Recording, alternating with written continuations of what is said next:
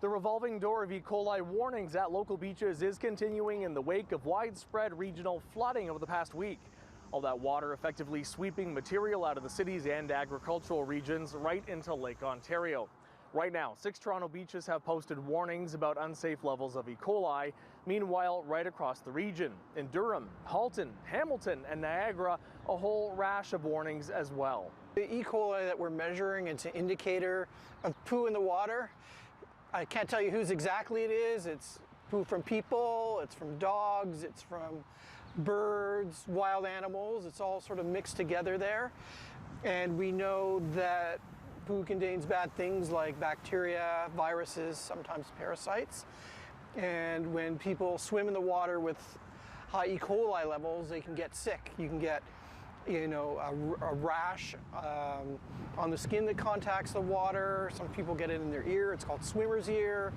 You can get infection of your eye, your nose and throat.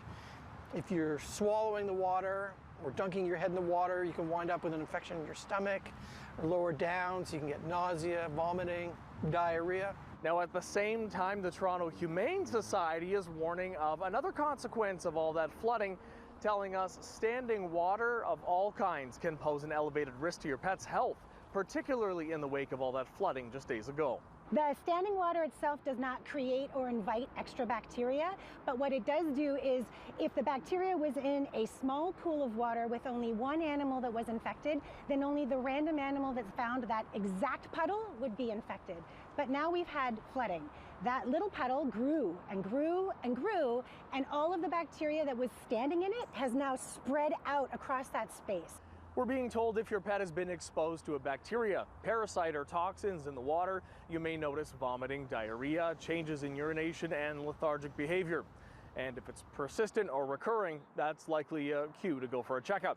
As for the E. coli, the Humane Society says they're not warning against pets taking a dip at any of the local beaches. At Sunnyside Beach, David Zura, City News.